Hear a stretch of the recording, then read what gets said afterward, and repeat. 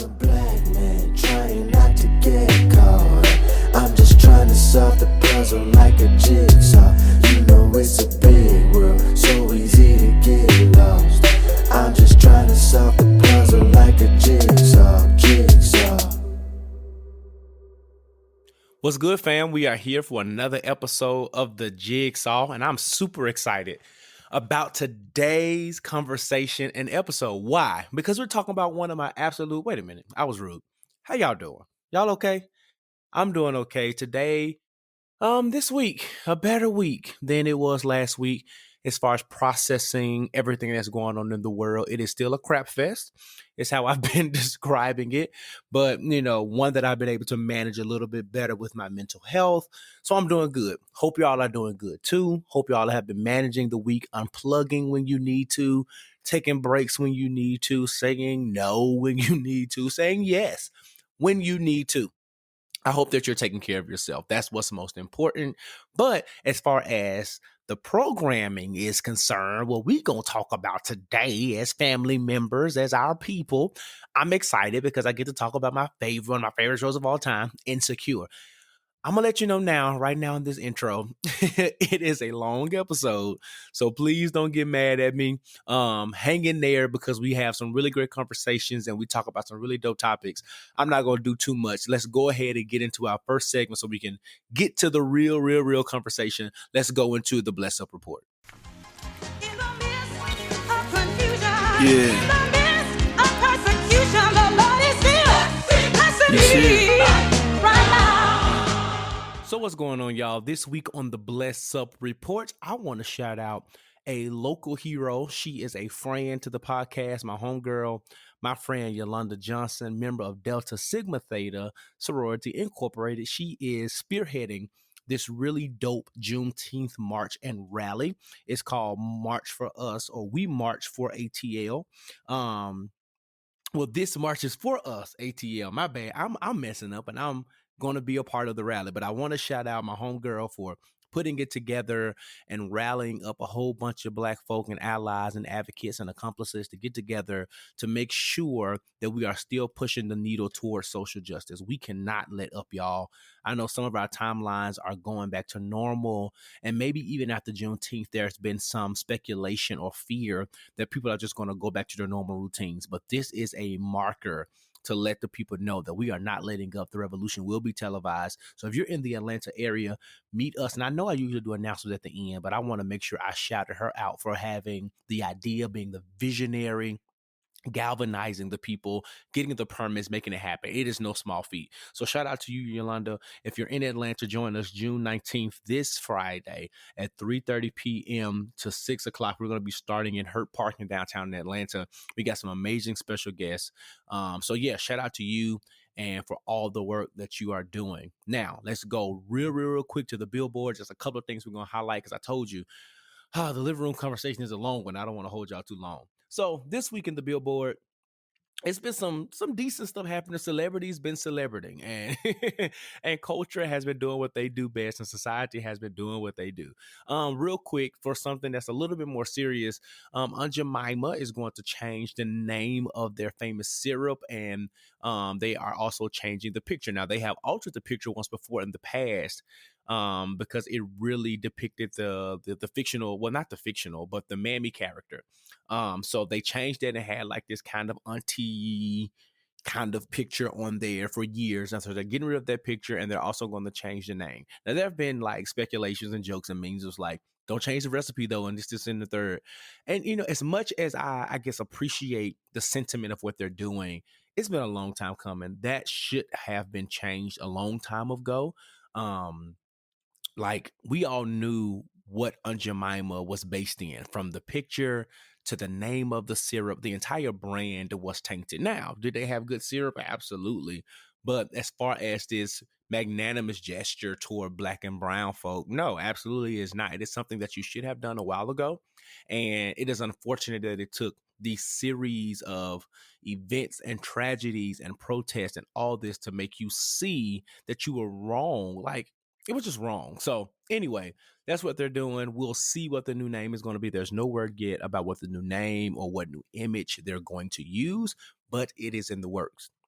on a lighter note, I talked to you, want to say last week. I know we talked about it before. The new song with Tekashi 69 and Nicki Minaj. Now, y'all know I ain't listening to nothing that Tekashi 69 is doing, but I am. The only reason why he made it to the podcast was the fact that I am a, kind of quiet fan of Nicki Minaj. And I said I was going to listen to the song, and I still haven't.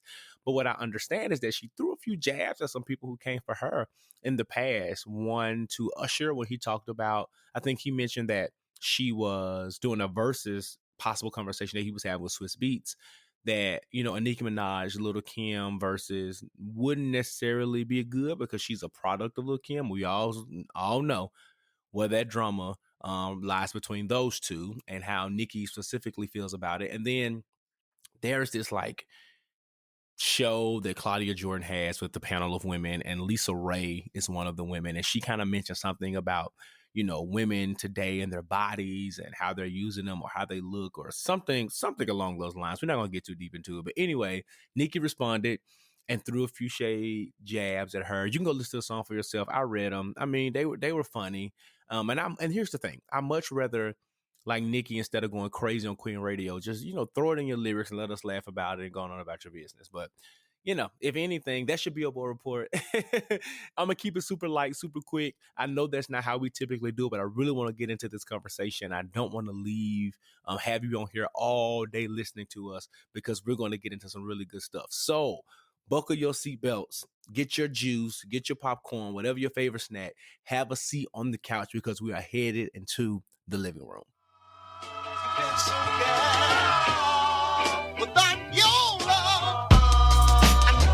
It's about the love change. Do it with some soul in a little love change.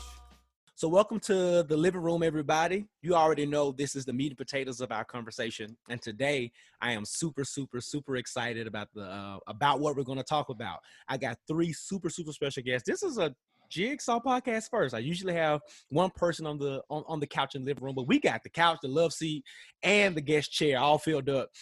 And I can't wait for you to hear who I have. We're going to talk about Insecure, the entire season, as best as we can in this limited time frame. If you have not watched Insecure in its entirety, you're bad. I'm not saving anything for you. It's your fault. You had a whole, 48, 72, some odd hours post finale for you to get caught up. So without further ado, I'm going to let you know who is in the living room with me. We're going to start off with my homegirl, Katelynn. Tell the people who you are. Introduce yourself. Hi, I'm Katelynn. I live in Memphis, Tennessee. I work for my dream company. Shout out to Verizon. I am a Jesus lover, and I am a University of Memphis alum. What's up, y'all? My name is John Wood. I am a poet from Atlanta, Georgia, from Southwest Atlanta. I also own a faith-based brand called Stained Glass Apparel. Yeah. Hey, y'all. I'm Kaisha. I'm from St. Paul, Minnesota, and I'm also Josh's cousin, and I now live in Atlanta. So thank y'all for joining me on the couch today. It's going to be super dope conversation, like I said, and all these people are super dope. And we're going to just really dive into the totality of the show, talk about some real life stuff that happens to, I think, us, especially Black millennials, because that's what the show really depicts. And one thing I love about Issa is that sometimes like the concepts are extreme, but they're still really real. And I don't think that she's presented anything so extreme that it's not real. Now, just throw this out here. I do not like how the season ended, that we had to have love without pain. So we'll talk about how that's often presented in Black love stories. But before we dive into that concept, John, like, let's just go straight into it. What did you love about season 4 of Insecure?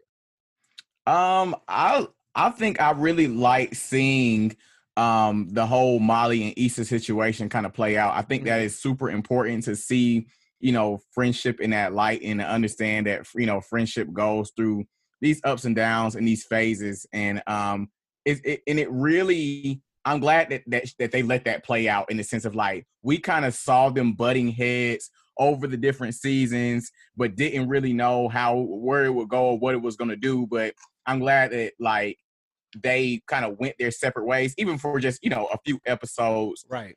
You know what I'm saying? To live life that way, without each other. and you kind of see, that just the mountains and the valleys that they were kind of just going through. So I'm really glad that they didn't shy away from taking it there. Yeah, Katelynn. I actually loved how Lawrence and Issa were kind of rekindling and didn't even realize it all the way back to episode 2. Just the minor little things, the inside jokes, how their chemistry is just unmatched. And I mean, they just couldn't stay away from each other. So I loved it. I loved how they were able to reconcile their differences from a painful 5-year relationship. Yeah. Kaisha, anything you want to add to that? I just love how we seen Issa's growth. First of all, Issa could do no wrong in my eyes, but I just love how we seen her like go through all the challenges for her Black Party and how she like doubted herself, but Nathan was like picked her up or whatever. And then even from like the fall of her and Molly's friendship, where she was just like, okay, like I realized there's nothing more I could do, so that's just that. So I just love her growth. It's interesting that you said Issa can do no wrong, because listen, there was, in my opinion, there was a ton of things that Issa did wrong. But I like that you brought it up, and Kaisha, I'm gonna throw it back to you. Like, I think we know who your favorite character is, so let's talk about it. Like, why is Issa your favorite? And this is gonna go to everybody.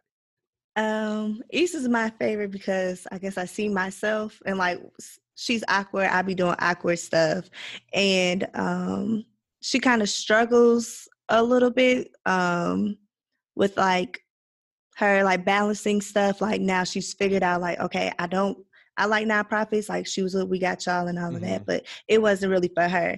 And now like she knows like what she wants to do, and she knows she can do it. She could be successful at throwing like all these Black parties and putting on for her city and all that stuff. And then also she could just handle, she's handling as best she can, like the growth and in her friendships, relationship wise, and just personal growth.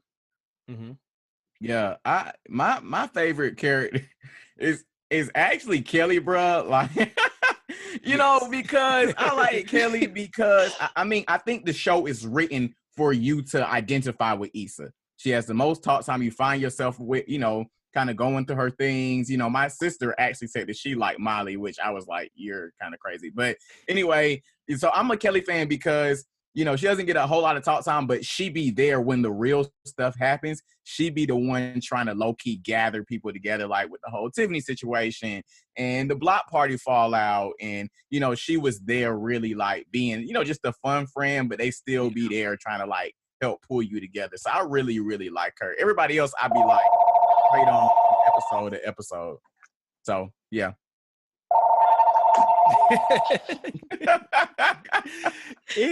Sorry. It happens. Go ahead. It's still ringing. Ringing. It's all good. And who got a landline? Let's stop there. Like, y'all. Let's stop there. You tried to save money on that Comcast bill. I know what that was about. But go ahead and add this landline. But no, John. Like, I definitely would have to agree. Kelly is by far my favorite character as well. I think one of my favorite scenes is from season 3. Actually, we want to dive into it. Is it Coachella?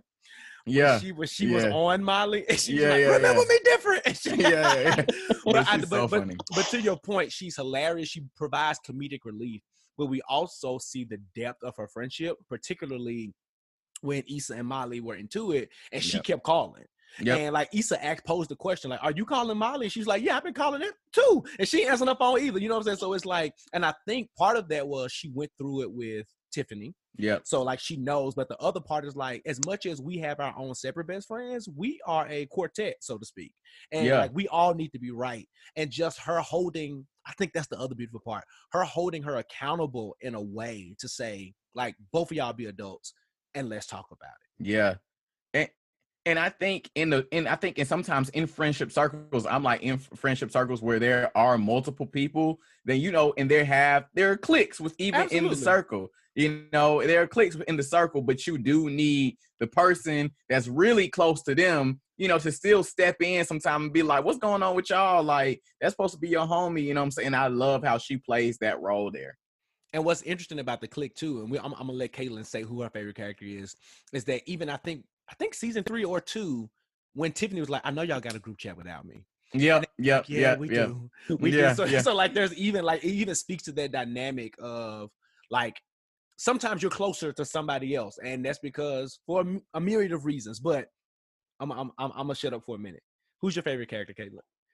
Andrew, I love Andrew. I think he is so Asian dope. Bay. Asian Bay. He can be mine. He's down with the swirl, you know, and you know my preference. But anyway, so I think that Andrew is amazing. He's like Molly's life coach. He always tries to give her a different perspective. And he's given her so many chances to realize, like, you know, not as annoying as his brother, like, well, devil's advocate. Like, no, he's just real chill with it. Yeah. One of my favorite parts was when they were at the block party and she's like, do you need me to teach you? And he's like, you need me to teach you? Like, he's culturally elevated. I love Andrew. He can do no wrong to me. Okay. Okay. Because Andrew has some issues too. So let's so while we're there, I want to really, before we really dig into some of the other nuances of the show, let's really dissect some of these relationships. And since we brought up Andrew, let's start there, Katelynn. Like Andrew and Molly. Let's talk about their development, like the good, the bad, the ugly. Let's just walk in it. So I don't think that Molly was ever actually just feeling him from the beginning, but he was showing her attention. You know, she's like, I'll try something different. She pretty much had to force herself to like him when he was readily available at all times. But then taking it back to episode 1, where he said that he was dating other people. Oh, aren't you? Now you're mad. So he had to deal with so many different Molly hurdles and unwritten Molly rules. And I think that he handled it with class. Yeah, I agree. I feel like bruh I don't even think like bruh scared. I just don't feel like bruh like could really handle just her mean girl like ways. Like I don't feel like he did a really great. I think he tried to hold her accountable, but it's just like I don't feel like he really could. You know what I'm saying? I feel like he was more so just like a ticking time. I'm like, some people, and I've been like that in relationships personally, where I like, you just taking tally, you know what I'm saying, of all the things, you know what I'm saying? And I feel like that's what he was doing the entire relationship. And that's why he was just like, bro, it's over with. Like, I knew it was about to be over with. Like, it's no way that you can just like take all those hits. Like, I mean, just a small stuff like, yeah, I wanted this type of food. Yeah, I didn't want that, so I ordered this. Like, girl, like, you know what I'm saying? It's always about her. And I feel like he just got tired of that. Yeah, he was definitely annoyed with her. Yeah. Yeah. So, John, can I ask you, do you think that he could handle somebody like Issa and somebody that's not as strong-willed as Molly? I think so. Yeah, I think so. And I think, I don't even think it's really about her being strong-willed. I think a lot of I don't know. I feel like a lot of stuff that with her just boiled down to like just overall consideration for him. I don't feel like her consideration for him, like maybe it's respect. I don't know what it was, but I was just like, bruh, like, you know what I'm saying? You know, like you tighten up. Like it's not gonna work. Like you can't take from so much from the relationship, you know what I'm saying? Or make somebody compromise so much and you don't ever meet them halfway. Like the other person can't always be the one compromising. And I feel like that was what's happening. I feel like if she compromised more, it would have been okay. But you know why do you think, but here's the thing. And as much as I agree with all of that, and I'm not caping for Molly at all, but why do you think he allowed Molly to do, you know what I'm saying? Like, he would step up and say, hey, this is, but like, if we always wait to our boiling point, we're going to all, you know what I'm saying? Like immediately going to be fed up. Of course I'm ready to break up now because I'm tired. And he doesn't want to have the conversation. So this is part of my beef with Issa, and we'll get there later, is that I think we saw this trend. Not just with Molly, but just throughout the show where there was like this passiveness to really address, like they would have conversations, but they wouldn't have conversations. And it would not be until like the block party or when they finally broke up, you know what I'm saying, that certain people would step up and say like, this is how I feel, you need to share. Because for me with Molly and Andrew, like that conversation at the latest it would have happened was when you didn't come to the basketball game with my brother. Like, I get you feel disrespected, but like, let's really talk about if we're going to be together, you're not just going to like, not talk to him. Like there needs to be like, because I don't think he was out of pocket. Let's start there. Yeah, I agree. Out of pocket. But I don't think what he did was not redeemable. Yeah. You know what I'm saying? And I think that she lacked grace to be able to do that. And then like, and why is it that when we break up, now you want to do the work. Now I go to therapy. Now I'm gonna love your brother. Now I'm gonna do this. Now I'm gonna do no. You should have kept that energy when we were together. You know what I'm saying, Kaisha? Because Miley is just so selfish and inconsiderate. Oh my God. It's like everybody has to bend over backwards for her, and she's not considerate, and now it's like, and she takes relationships for granted. She takes her and Issa's friendship for granted, and it also, she can't really balance being with the boyfriend and her friendships. Like, so like she got with Andrew, now you trying to ghost Issa, and now like you trying to keep that separate. But then it's like, at first Andrew was really considerate of your work schedule. Y'all both busy, but you can't, but now you like, y'all having dates at your house all the time now because you got to finish this work, and work is so overwhelming, and she just can't balance a lot of her relationship life, period. Like overall, she can't do it. She sucks at it. She does. So Josh, to your point, going back to Andrew, I feel like, okay, so I watched every episode again, and I took notes on every single episode, and on every single page, in all caps, it says Molly is selfish because of something that she's done. And I think that Andrew actually had taken the time on multiple occasions to say, hey, I have an issue with this, and she just tossed it to the side. So yes, his demeanor, he's not a really aggressive person. He is pretty passive, but he's letting her know every single time, I have an issue with this, but you don't care. So of course I'm going to get to my boiling point if I'm telling you, hey, I have an issue with this, and you're like, oh, but it's okay because I don't want to see your brother, or I'm uncomfortable, so get over it. No, and I think you're right, and we'll talk about this when we dissect Issa and Molly. I'm gonna say that for last because that was the season. But I think one thing that Molly also lacked was her ability to read a room. There were so many times where, specifically with Andrew, but everybody, where she just like, you can see the nonverbals in people's faces and even how they said certain things. And she was just like, she ignored some of those social cues because, to Kaisha's point, she was selfish and it's about her. So I'm not really necessarily concerned about what you're saying or what you're feeling. And I really don't know where they're rooted from, because we see some of Molly's background, like her familial background with her parents and stuff, but nothing suggests, and it could be she's the only girl, so there's this princess mentality or something like that. I don't know, but she definitely was unable to read a room. But let's pivot a little bit to more romantic relationships, and let's talk about the dynamic of Lawrence and Condola. Because they start the season off together. We're going to get to Lawrence and Issa next. But Lawrence and Condola. So for me, so let's just start from the beginning. I don't think Tiffany was being messy when she exposed that they were dating. And I'm going to tell you why. Because I rewatched the episode today. And if you understand how she brought it up, in her mind, she was like, oh, that was that one date. Apparently, like, it was clear to me that Tiffany and Condola had clearly talked about Lawrence. And what it seems like Condola communicated was, I don't know, because like when she said, oh, was it that one time dude that didn't pan out, that blah, blah, blah, blah, like so clearly that was the conversation. So her withholding that information, to me, I don't want to say that it was okay, but I think for the benefit of their working relationship, it was okay if Lawrence was a one-time date that you never was going to date again. So I think she even found out the new information in that moment. Now, how she said, well, let's just get it out the air. And just like it was a little passive aggressive or whatever you want to call it in that moment. But overall, I don't think that she was wrong for exposing it. Now, I don't like Condola. Let's start there. I think that she brought out some stuff in Lawrence that he needed. And, just a side conversation, I think that's one of Black women's superpowers, that they often bring stuff out of us that we didn't know was there. But I also believe it's not necessarily their responsibility to build us.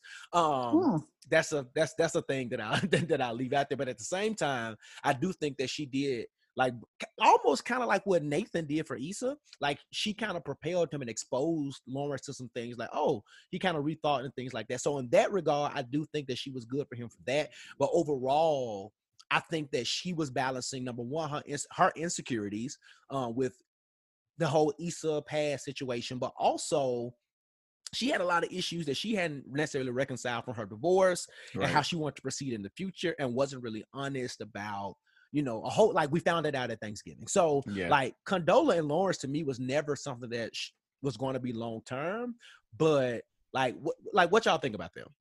So what did you expect meeting somebody at Tiffany's baby shower? Like, there were only 2 or 3 guys there. So to Chad's point, which is another one of my favorite characters just for entertainment's sake, Chad is toxic as crap. But what I loved about him was like, bruh, it's a baby shower. Yeah. Like talk to the caterer, you know, to take down the tent and go, you know, get a number and go home. So like, you're right. You should automatically assume everybody in that room is connected. It's connected. Yeah. Or has the ability to be super connected in the future. You know what I'm saying? Like, so I think that was like, I don't know that Lawrence was thinking. Maybe he was thinking with the head below and not the one up top. You know what I'm saying? That happens. But like I think that was messy from the beginning. Yeah. It was. But even how Tiffany made that statement, like, I don't know if she knew the extent of their relationship, but I feel like she was being messy, because if you didn't think you were being messy, you would not have taken the time to go through that long list of, oh, you mean that one guy that did this and y'all went on one date and you ain't think it was, you wouldn't have done that to save face for Issa. Because if it was just you two talking, you would have said, I don't know that she was saving face for Issa more so than she was like trying to make sure that it was Lawrence. You know what I'm saying? I think she was trying to make sure it was Lawrence too. Yeah. And but to why me, not like, just say Lawrence? Well, that too, but at the same time, I think she went through that because I think she was also communicating in a very bad subliminal way to Condola, like, this is the same dude you said that didn't matter. You know what I'm saying? So like, I feel like it was the precursor in her mind, like something's awkward is about to come up. So let me make sure that we're talking about the same guy. You know what I'm saying? Okay, that's real. Yeah, I feel like the Condola situation. Yeah, I didn't really care for her either. Like, I really kind of low key felt bad for bro that he was caught off guard. You know what I'm saying, with the Thanksgiving situation and just not knowing where she stood and all that. But which made me even more mad about the ending of the season. I'm like, girl, gone, like scat, like why are you here? Like, you don't even want this man, like ride out, you know what I'm saying? So, and that's why I felt like, that whole situation, and it just had more to do with like than him than the child. But that's just my Oh, super fast. That was a word. Like, come on, girl. So, like, okay, so do y'all think that, like, even with Condola, like, do you think that there was any benefit for her and Lawrence being together? Well, like you said, she exposed him to some things. He even made the comment like, you make me want to get my stuff together. I need to level up. So, she exposed him to a different crowd, a different lifestyle. So that's it. Yeah. That's the only thing. Yeah. I also think that a lot of times men like have to, if you got out of that, the relationship, the one that you thought was going to be the one, whatever, you low key do got to date somebody that you think could also be the one. And before you can really figure out like what you really want, you know what I'm saying? Like, kind of like, okay, like I feel like a lot of men deal with that. It's like, okay, this is somebody I really wanted to be with, but this is also this other like very possible option out here. But then when I was, then like if that don't work out, then like I know that it wasn't it. You know what I'm saying? I feel like Condola was kind of that for Lawrence, like on some, she real put together. She got her stuff together, just like my ex, whatever. But it don't work out, and then he starts kind of reevaluating what he wants again, and I think that's what it was. But So he wasn't even that for her. Like, he was just a jump off for her. Yeah. And she didn't even let him know. Like, how you ain't gonna let him know? Yep. The drunk friend had to say it. The drunk friend. And he was so like, he was hurt. Did y'all see that coming? No. No. No, I didn't see that coming either. No, I didn't see that coming, but I did have this theory that she was not exclusive with Lawrence because, and for me, I thought about it because one, you didn't invite him to the Friendsgiving thing, so you probably did really present him as a jump off to your friends. Yeah. And then two, the whole broken sink plumbing situation It was still broke. sketch. It was sketch. And I'm going to tell you why that was sketch to me. Condola is way too put together and has way too much money to be getting some janky plumber. Like, who comes to your house and be like, oh, you got a sink? Like, I get that Issa and them right in like these like comedic relief moments, but I'm just thinking like, I don't make Condola type money, but I'm still finna find like probably a really reliable, like Yelp review type plumber. This guy sounded like he came off Craigslist, and I just don't.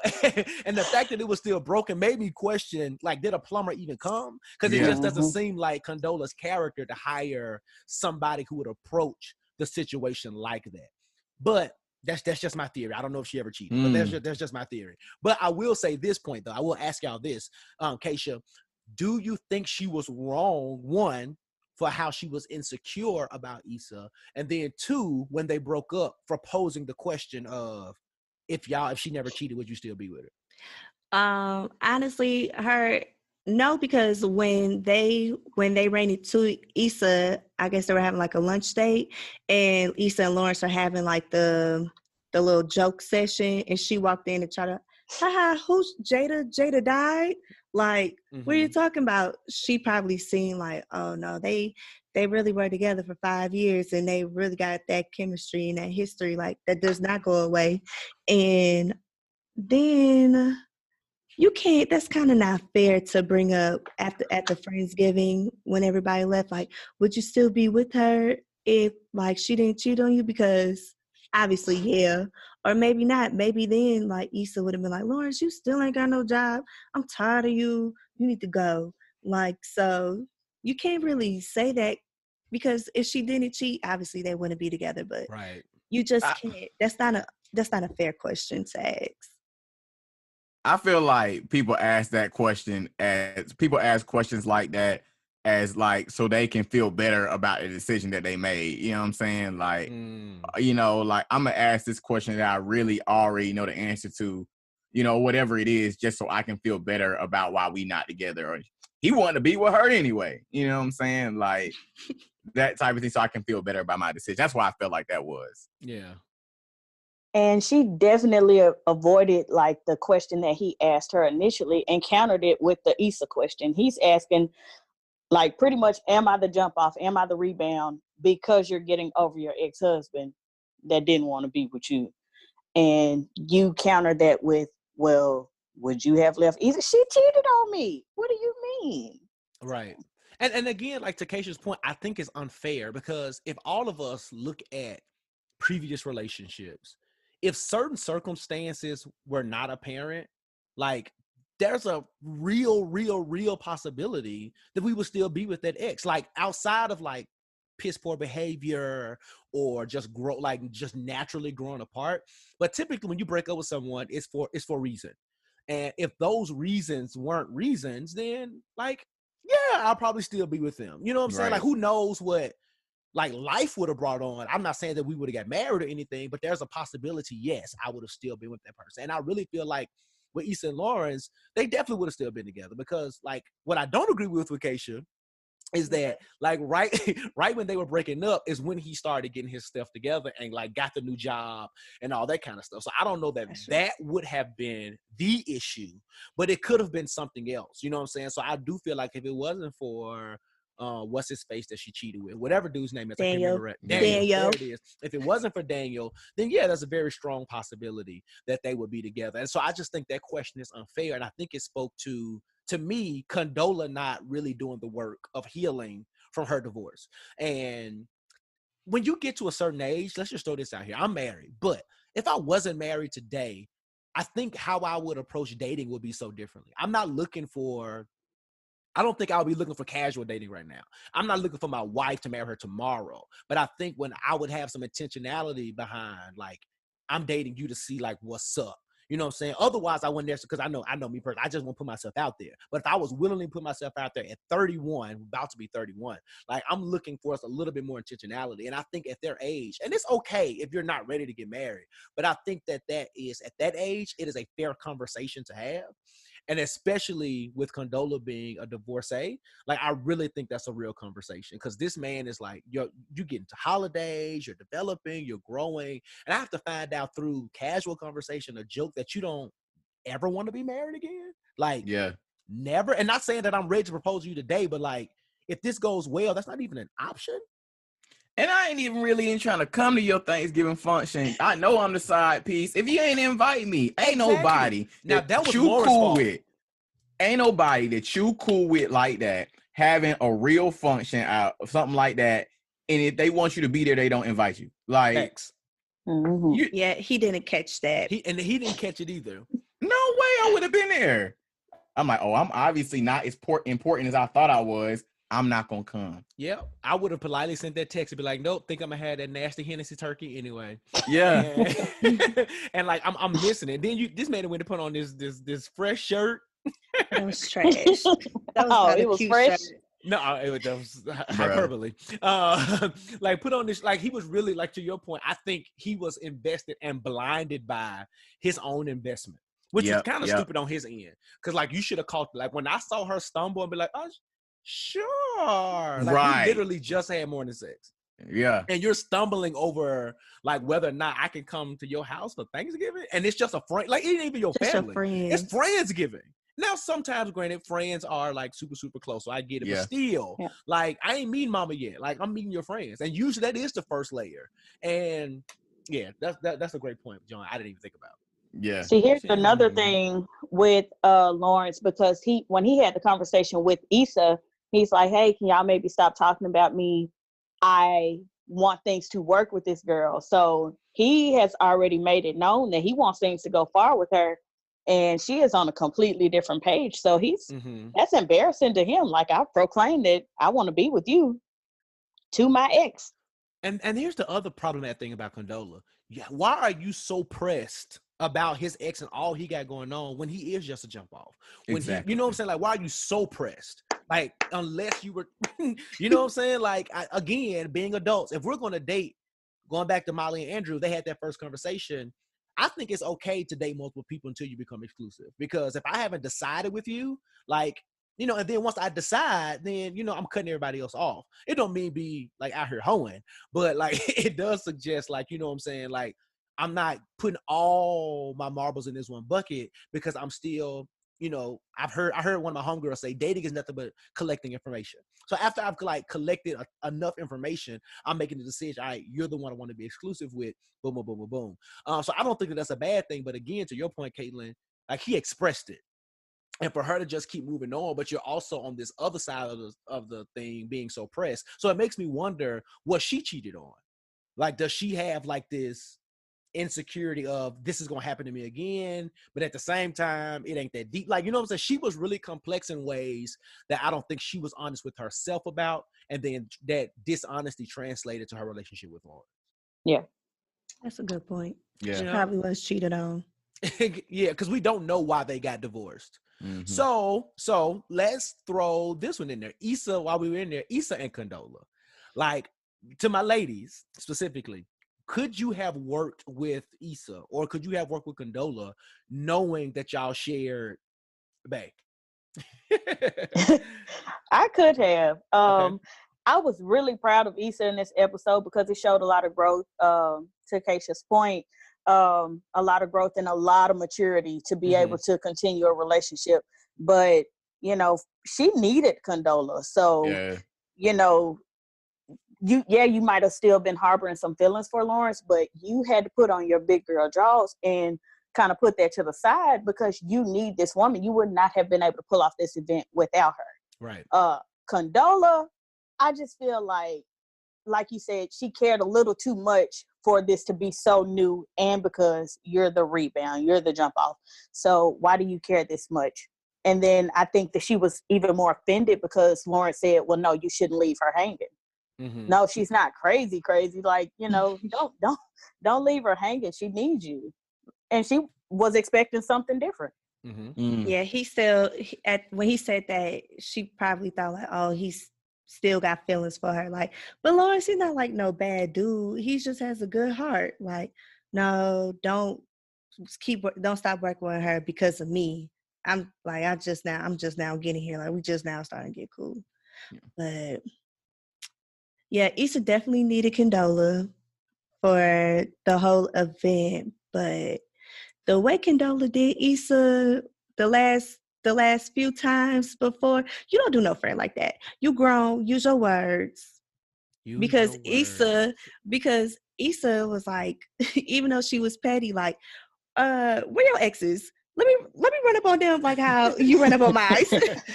Very petty. So petty. But after that, they kind of seem like, let's just get Lawrence out the way, and let's just because y'all two, or we all have history with him, let's just not make it and like affect our work relationship, because they did work well with each other. And Condola pushed Issa to dress better. And she was returning them clothes and swapping them out. Resourceful. Issa was very resourceful when it came to that. But also, like, when they have like the checklist, like, Issa was on top of her stuff, and the only thing she was missing at that point was her headliner. So she was just doing really well. Like, so Condola pushed Lawrence and Issa to do better. So John, could you have been like, how would you have navigated being Lawrence if that was? Yeah, I feel like I've been in a situation like that before. Where girls I dated was like friends now. Yeah, I would have done the same thing. I would have wanted to make sure that she was good. Like, don't leave Shawty hanging. Like, she still got, like, look out. Like, don't change, your character, because I'm in the picture. You know what I'm saying? Like, if you say you're gonna do something, then do it. I think I definitely would have played it cool. As far as talking to Issa about saying, like, stop talking, I wouldn't have done that. Yeah, I don't think I would have done that. I wouldn't have said childish. Yeah, I wouldn't have did that. That's a little too much. Specifically because, like, when his name first came up and they made the joke about Mayo, then, like, I think that was playful. And I don't know how it came up about him being, like, on the track team. Yeah. But it doesn't seem like, to me, I would have gathered that they had the conversations about me. If I would have had a conversation with anybody, it would have been Condola.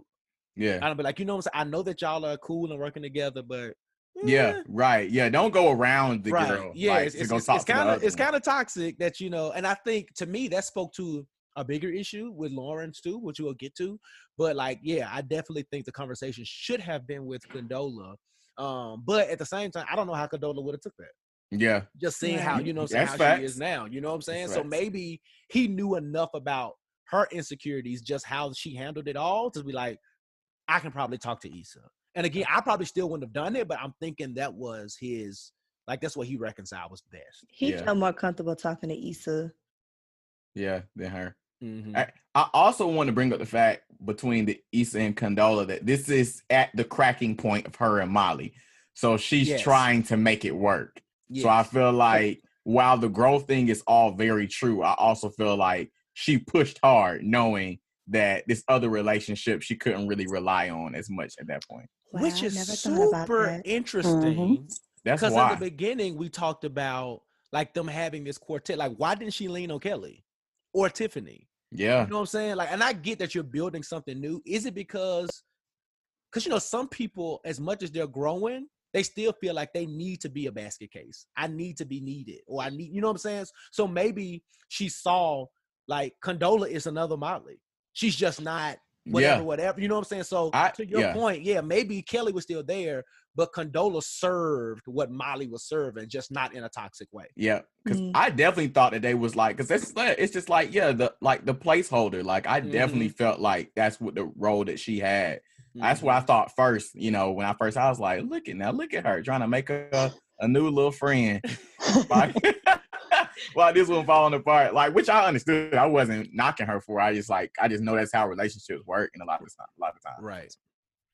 I think also because at the block party, Kelly was like, "Girl, I didn't know what you were trying to do." So Condola had Condola had that understanding of her vision, why she's going so hard. So that That's gave true. a whole nother thing. I think that the theme for this whole season was y'all can't read the room for anybody on here, because Molly, even from episode 1, has been jealous of Condola and just has never said it. Yep. And I think that feeling actually shifted from protection of Issa, because she Mhm. know how Issa is, and like, wait a minute. Two, to your point, definitely I think it shifted to jealousy. I really thought it was like, but at the same time in that first episode, the way she called out Issa, which we'll get to, about I think you just like me, girl, you love a good mess, whatever she said. But before we dive into Issa and Molly, which is like what this season was really about, like the depth of their friendship. Last relationship I wanna go into is Issa and my boy Nathan.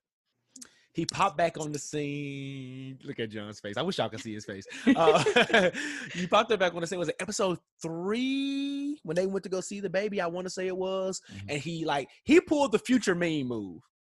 Hey, you know, I heard that you blah blah blah. You ain't even gotta call me back. I just, you know, your girl's gonna call you back.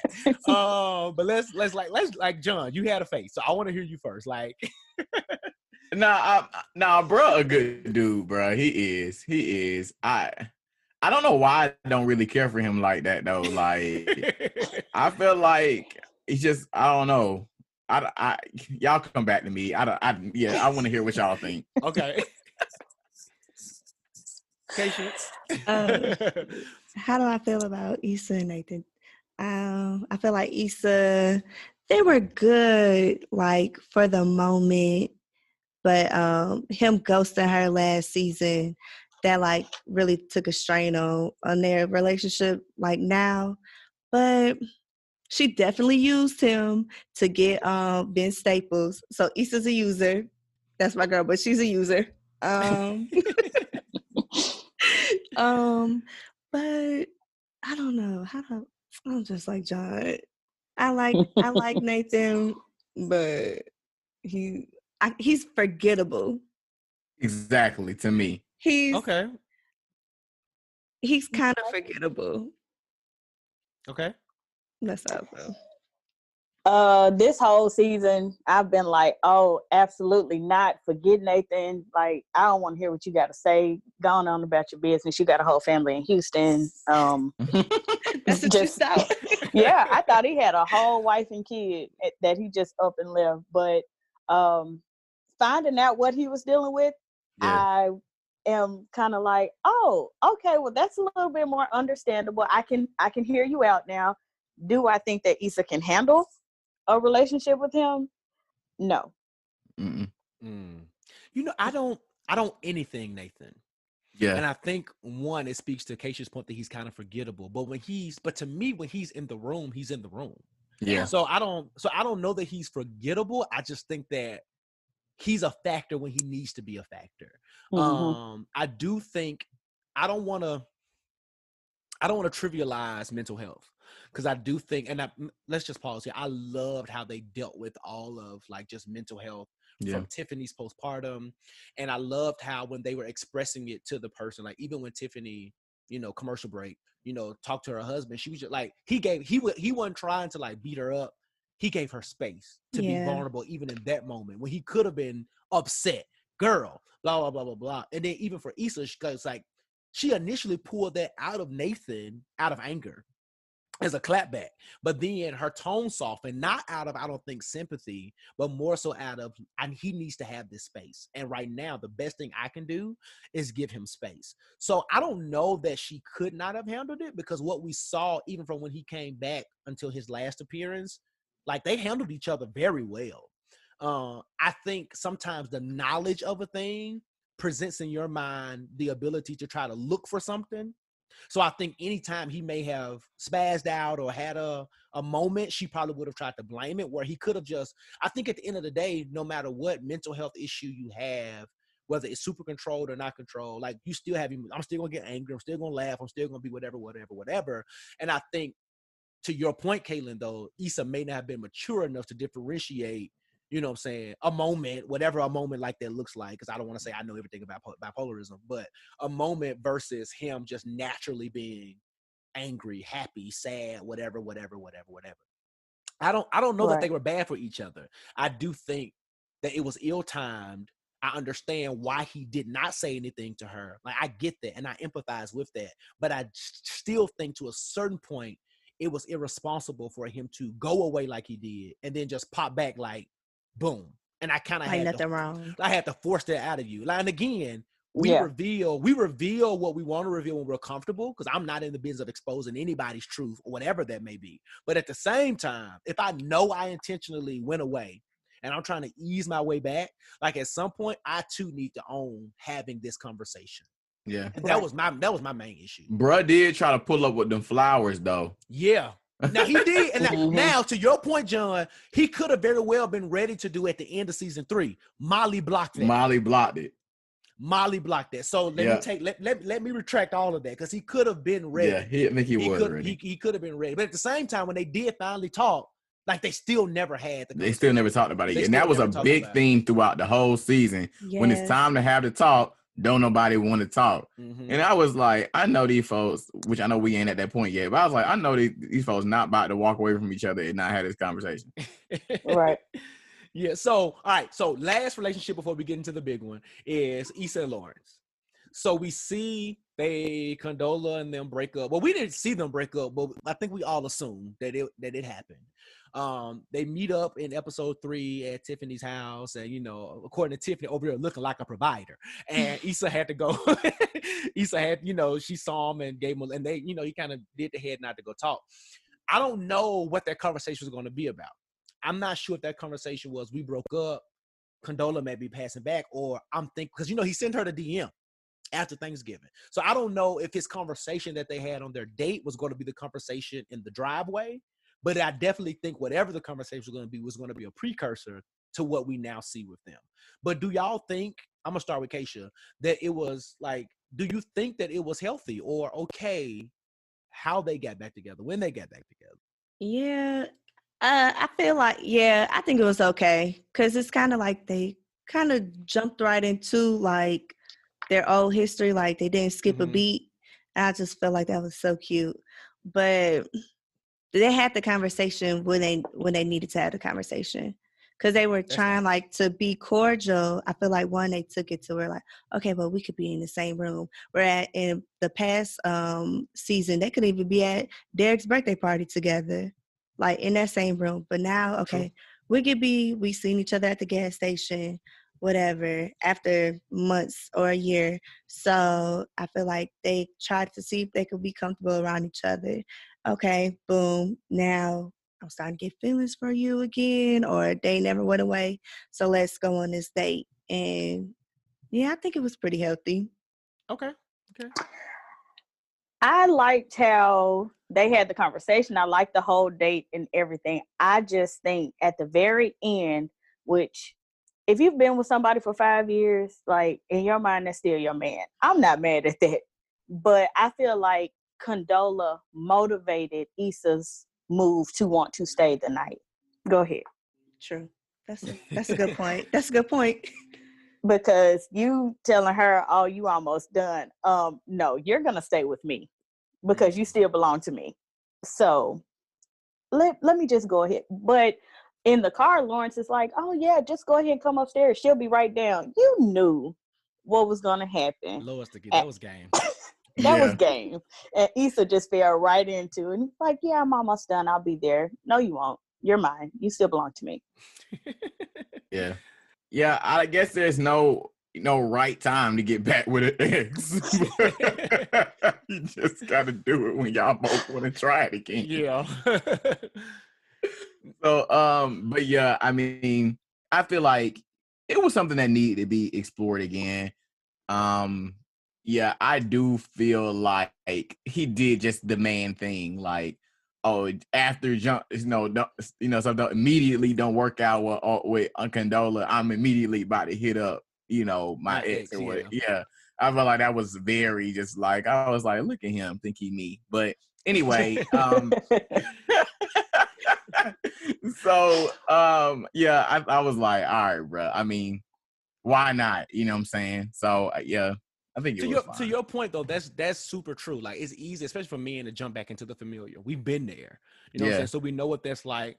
But I guess, but what's so interesting, I love the growth that we saw in Lawrence too, because he went from, literally he called her a hoe in a past season and was like super upset and really mad about how it went down, to really growing to a place of like, maybe she is the one, maybe, you know what I'm saying? So I think that was some kind of, which we saw in their date, you know what I'm saying? He talked about how I tried to blame, like, yeah, ultimately she cheated, but like he admitted, and I love the self-awareness of that.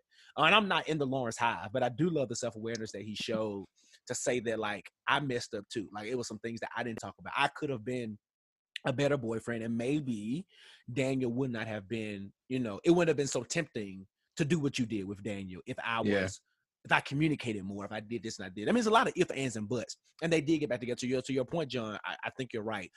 There is no right time to get back with the ex. But I do think the way that it happened was interesting. I like that they paced it.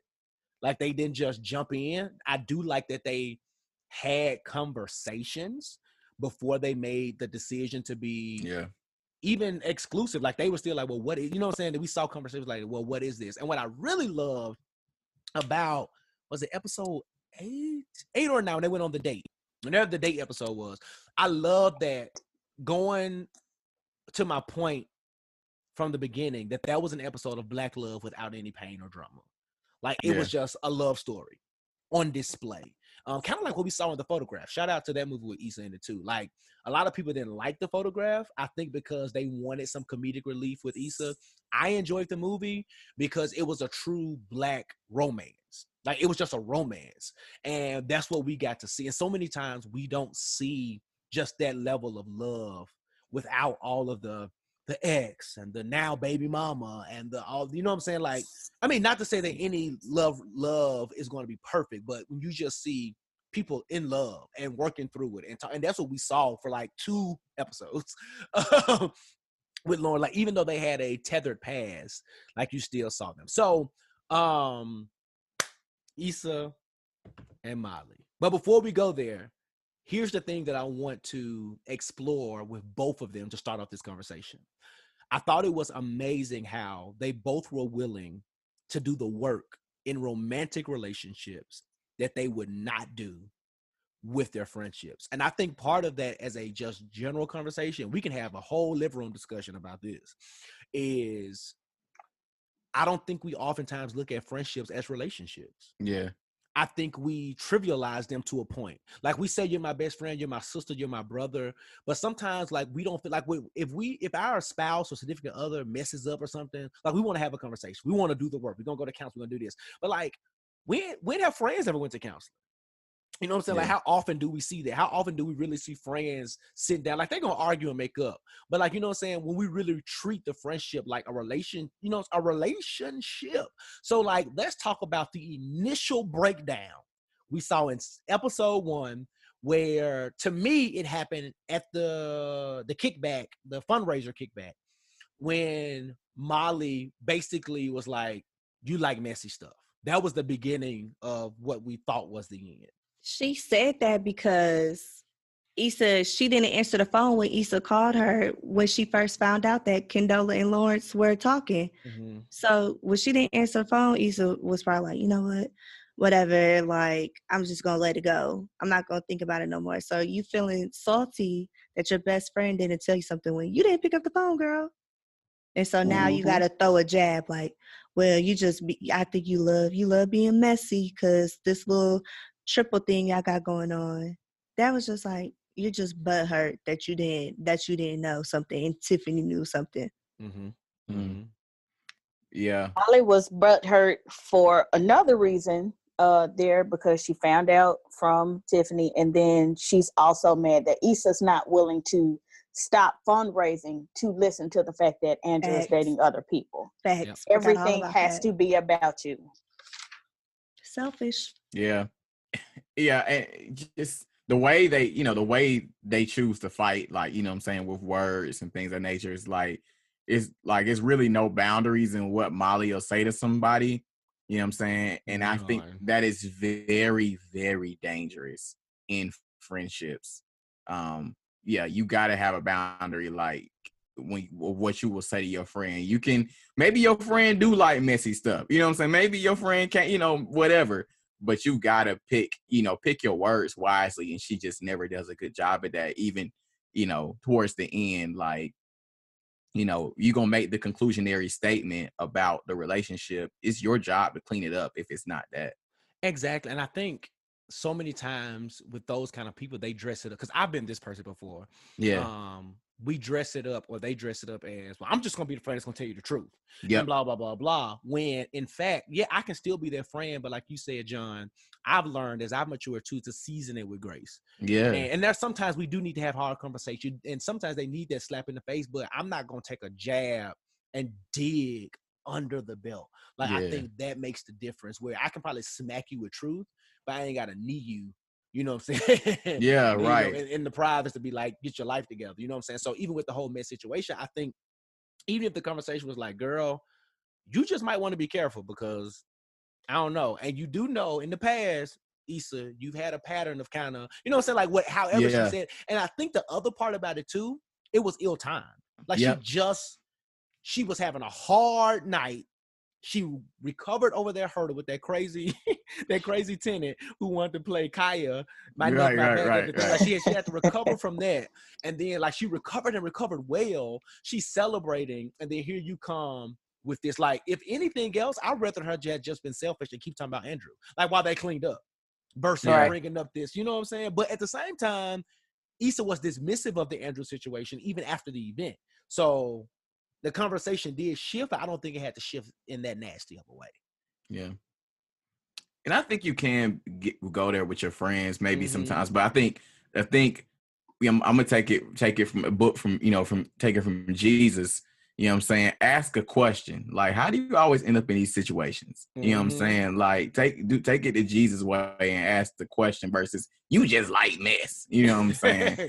you know. So that's my thought there. But and that's straight up therapy too, because a lot of like when I think back on my therapy sessions, she legit just questions me to revelations and answers. Now there will be times where she's like, she read me for filth, and I appreciate those times too because I need it. And I'm like, but at the same time, you think about it that way. It's like, well, why do you think your relationships keep failing? And you get to just talking and exploring. And I think that's absolutely a dope thing. I think the second breakdown though was in season 2. I think we saw Molly being super selfish and she did this jab, and then we see it again in season 4, episode 2, where Issa on the mountain was like, I think you just be looking for nasty. Like, you know what I'm saying? And this is why I was never team Issa or team Molly, because I saw, while I think Molly was a lot more dangerous and whatever, I will,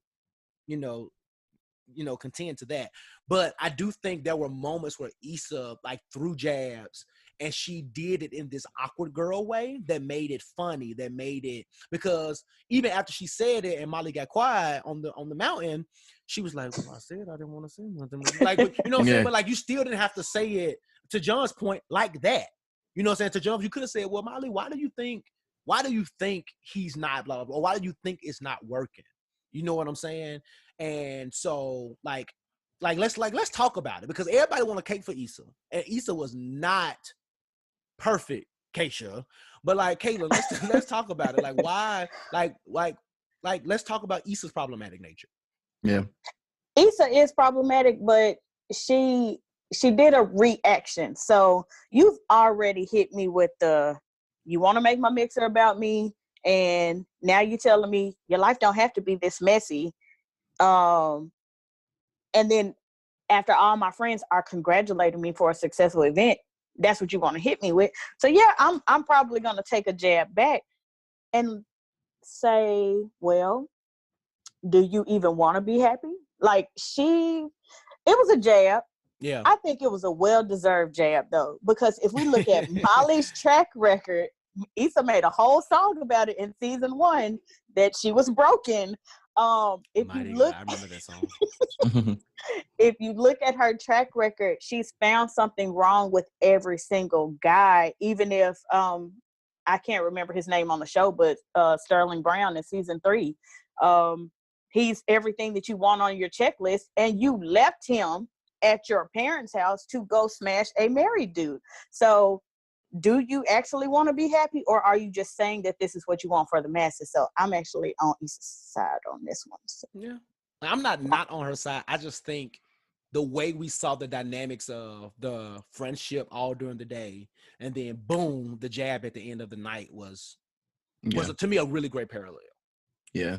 The avoidance overall with Issa, I feel like this kept avoiding Molly like throughout the season. I thought that was just overall very, very dangerous. Like you cannot avoid people like that. You cannot keep running from the conversation. Like, it's going to bubble up. And unfortunately, all their things bubble up at important events, which I think like that models life though, right? Like, I think that always models life. I don't know if y'all ever been into like going into the Christmas or the birthday or the vacation, you know what I'm saying, where y'all not on good terms, and then it blow up at the function. You know what I'm saying? Like, we mad at the birthday party. We mad on the vacation now.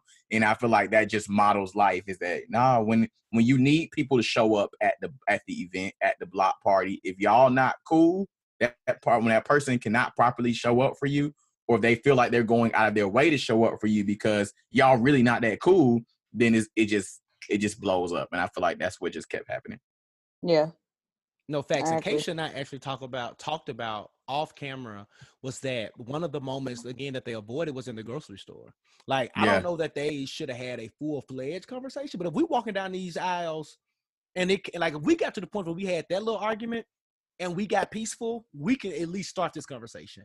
And they typically, like, I don't know that they drove together, but if you did, that's a whole car ride. Like, come on. Like, there were many moments where they just Issa avoided it, and I think Molly, in some circles, but mostly Issa, avoided having a tough conversation, even at Thanksgiving. Like, your brother dropped some gems on you at the end. It was like, you don't have to do stuff if you don't want, just because other people think it. But like, you know, y'all are off. And if this is your best friend, this was a moment that you couldn't blame being busy with the block party. Like, this was a moment you just decided, you know what, I don't want to talk about this, and it continued to fester. Now, I do think, even let's go back to Thanksgiving, Molly was petty. Like, even the whole "do you, girl." Like, it could have been an okay. Mm-hmm. Yeah. Because I'm not coming if you meet me with negativity. Like, exactly. If you already have that attitude, I'm not coming. But at the same time, I get Molly too. Like, you know, you're supposed to be here, and you already didn't want to be at your quote unquote stepdaddy house anyway with alopecia and the twins. You know what I'm saying? You didn't want to be there anyway. So I think in Molly's, even though Molly didn't know what was happening, I think in her mind it was like, she, you know what I'm saying, just do you, because you know Issa ain't really got no plans. She didn't want to stay at her mama's house that long anyway because of Stanley and you know what I'm saying? Like, I think when you know your friend, you begin to, and you could be wrong, but you begin to rationalize like, oh no, you playing me. Yeah. This is so, you know, whatever, do you. Yeah. Yeah. And I think, sometimes naturally Molly just, you know, always goes to the negative, you know what I'm saying? Like, overall in just the friendship, like, she never gonna see the good in you. It's just like always on the negative side first. So, and I think, that's probably partially what she probably need to be in therapy for. Oh, absolutely. And she's not doing the work. She's not being honest. Yeah, she's not doing the work. She's not being honest. She's not telling, and even when she did, we saw the moment in therapy where she was honest and her therapist read her for filth. She did. She didn't take the actionable steps even after that. So let's fast forward past the first 2 episodes when, okay, now they're fighting over the parking spot in front of Tiffany's house. You can tell it's awkward. Yeah. And then Molly throws the unnecessary subtle shade of like, oh, when you weren't here, we decided it was over there. Like, and I think that just began to really intense. Oh, before we go there, let's go to the Halloween. I think was episode 2 as well. Yeah. And this is another time when Issa kind of threw shade, but in a joking-ish way. She's like, all right, come on, girl, with your trying to be red, you know, having your red table talk. And like, I think Molly overreacted, but I also think because that was a month that had passed. So when y'all not talking, y'all know y'all kind of off. Like, that joke ain't a joke right now. Yeah, it's not. You know what I'm saying? It's not a joke right now. And that goes to, I think, the comment we said earlier Yeah. about nobody being able to read the room. Like, Yeah. that's not a joke right now. Where I could have laughed in the past, I'm not laughing right now. Yeah. But let's push past it. So here we are. They are off and on. Molly's Issa finds out that her headliner is gone. She had, after she called all these crazy people, who the dead person, the person who's now saved, all the stuff she you went saved through. now? Are you saved now?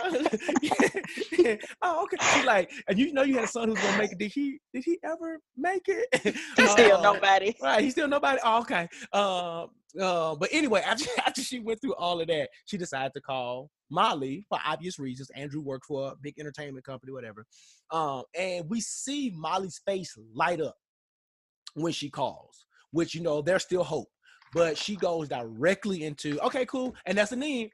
Issa didn't read the tone of, you know, of her, you know, she went straight into asking for questions. Do you think, just a direct question, after all of that transpired, that Molly was wrong for not wanting to involve Andrew, considering the state of their friendship? Kaisha? Molly was just being petty at that, but she probably felt like Issa only called me when she need me, or if something's going wrong, Issa calls me, and it seems like that it's Issa's calling Molly because she's just selfish, because it's all about Issa when Issa calls Molly. But did it really affect your relationship with Andrew?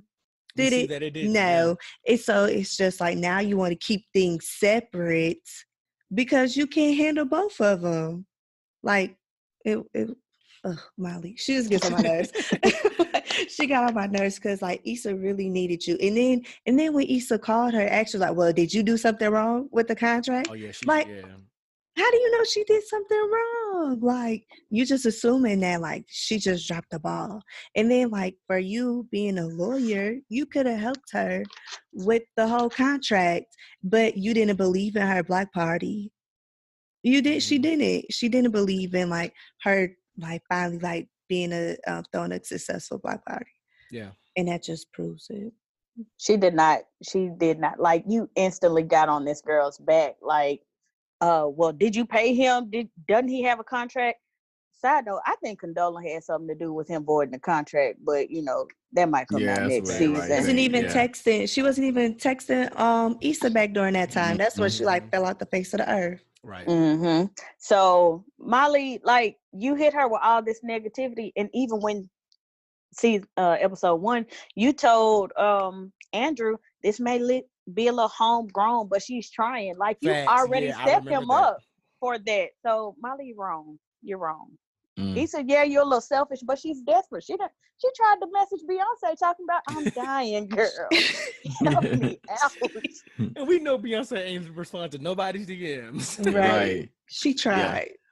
Yeah, I think that was just that last, like, I don't even know the word for it. It's like, but I'm going to exert my power over you. You know what I'm saying? Like, I'm losing power in these ways, but I still have this power. So no matter how much you need it, you know, I'm going to let my pride take in. I'm going to be like, no, you can't, you know what I'm saying? You can't hit him up, you know, whatever it is. I feel like it was just very bad timing, you know, and yeah. She just made that rule up. Like, y'all didn't have that rule before. Yeah. Like, you literally just made that rule up. Now you got boundaries. Exactly. She never had a man before. That's true. That's true. That is true. That is true. Like, I know you threw that out there to be devil's advocate, but that is true. Dang. And like, I think that's a moment where we probably, even though I still believe Molly was dead wrong, but just processing that, I think that's a moment we can give her grace. Because if you've never had it, you might not, I mean, just a little bit of grace. You maybe don't know how to, you know what I'm saying, would this complicated? Would Andrew be like, you just using me, or your friend, like, you know what I'm saying? Do you know? But when we clearly see that didn't happen, but at the same time, like, I didn't think about that. She never had a real relationship, and especially not one that could serve in such a magnanimous way to a friend that you are now, quote unquote, beefing with. So I see the layers. I still think Molly was wrong. Yeah, but I definitely see that as a point. So they get past that. Issa finds a way. And we eventually see that the way that she found was talking to Nathan. And it was on that phone call with Nathan that she's like, I don't really, F with Molly no more. And I'm trying to remember, was there another blow up between her saying that she wouldn't call? I think that was the thing that made her be like, I don't mess with Molly no more. That she wouldn't actually. Yeah, it was. Yeah, it was. So fast forward, here's the block party. Molly's getting dressed, having this whole diatribe with Andrew about not going this and this and blah, blah, blah, blah. Right. And Andrew again is being like, maybe she's just busy. Maybe she's this. You want to go, blah, blah, blah, blah. They get to the block party. They're awkward. Issa's busy. We see the whole chicken scene when she know that Issa ain't ate because, again, Andrew had the conversation. Then we see them wobble. Kind of later down the line when we notice that, certain things bring up memories that causes them to laugh and retract, and kind of like with Issa and Lawrence, like there's just natural chemistry. So we're going to click on certain levels. But here's the blow up. Yeah. She finds out that, Issa, quote unquote, went around her real quickly. I'm just going to throw it to John because I'm ready. I know we need to wrap it up. John, do you think she was wrong? Issa was wrong? Or do you think it was betrayal that she kind of went through Nathan when Nathan kind of low-key offered? We find out the opportunity. No, bro. No, like I don't care. Like if being in a place like where I be trying to make stuff work, like when you need people to show up, like you need people to show up, like these are all the connections that you have. These are all my cards. You know what I'm saying? And it's like, and I don't know, even if it's gonna blow up, I'm gonna hope that you as my friend are at least gonna give me some grace if you like be like, oh, okay, so you know what I'm saying, you're gonna at least try to understand. You know what I'm saying? Versus try to turn me into like the criminal. Like these are all my cards, shawty. Like, so I'm gonna play the ones I got. No, you're absolutely right. And I think that and that's the thing I think Molly didn't understand. She need like this, and that goes to your point, Kaisha. Now I'm gonna ask you the next question. Like, I don't think she really I really don't think none of them really supported it. It was like, dang, she doing this until the actual day. Yeah. But Molly, of course, like more specifically, was like, I don't think she really supported or believed in her idea. So the fact that, and I also think she was kind of butthurt. It was an ego thing that if I can't help, you don't deserve help. Yeah. And that was my point to why I feel like she gravitated to Condola, because I think Issa is for so long lived in a place where she needs help. She was emerging in this place of independence, and Molly has not relinquished her role of being like the helper, even in our time of beef. So I know the answer to the question, but Kaisha, do you think Molly was right, number one, in responding the way she did when she did? No, I don't think she was right, but that's the only way Molly knows how to respond to Issa.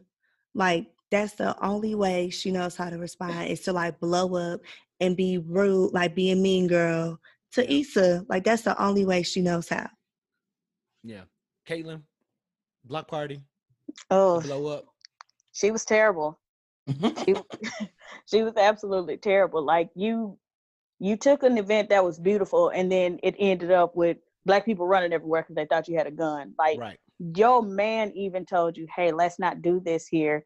All I had to do was send an email. So if he's on your best friend's side, then you should have humbled yourself and been like, okay, maybe we could just talk about this later. And Andrew was even like, I'm always going to be on your side, but like, I didn't think it would have going to be like, he even said, I didn't think it would be an issue.